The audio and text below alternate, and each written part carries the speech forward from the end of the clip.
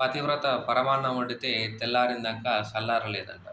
తెలంగాణలో మనకు ఒక మోటు సామెత ఉంది. ప్రస్తుతం ఇటు బీఆర్ఎస్ పార్టీ గానీ, అటు కాంగ్రెస్ పార్టీ గానీ, ఈ 2 పార్టీలు పేపర్ లీక్‌ల గురించి మాట్లాడుతుంటే గూడా గట్లనే ఉంది.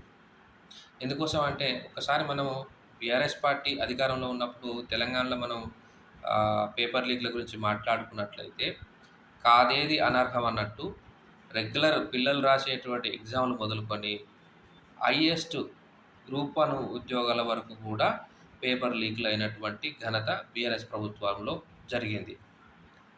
ఏఈ పేపర్ లీక్ అయింది. ఏడబ్ల్యూ పేపర్ లీక్ అయింది. ఆ తర్వాత డివిజనల్ సంథింగ్ ఒక అకౌంటెంట్స్ సంబంధించింది లీక్ అయిపోయింది. అయితే గ్రూప్ 1 కూడా 2 సార్లు పెట్టాల్సొచ్చింది. ఆఖరికి ఒక స్పెషల్ ఇన్వెస్టిగేషన్ టీమ్ సిట్ ఏసినా కూడా సుమారుగా 15 పేపర్‌లు లీక్ అయినాయని చెప్పేసి సిట్‌లో భయంకరమైన నిజాలు బయటకొచ్చేసినాయి. హిందీ పేపరు 10థ్‌ది కూడా బయటకొచ్చేసింది లీక్ అయ్యి. ఇది ఒక పక్క అయినటువంటి ఇటు కాంగ్రెస్ పార్టీ వచ్చిన తర్వాత గతంలో లీక్ అయినటువంటి గ్రూప్ 1ని మళ్ళా రీకండక్ట్ చేయడం జరిగింది. ఈ గ్రూప్ 1లో ఇర్రెగ్యులారిటీస్ జరిగినాయి.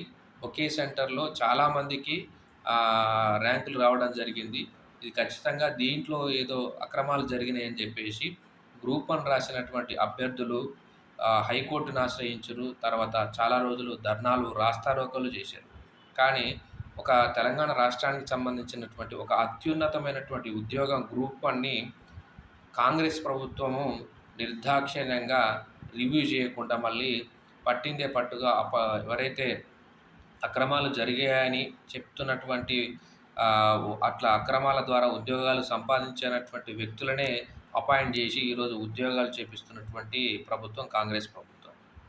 సో, ఎప్పుడైనా అవతల వాడిని ప్రశ్నించాలంటే మనము ముందుగా మనం చక్కగుండాలి.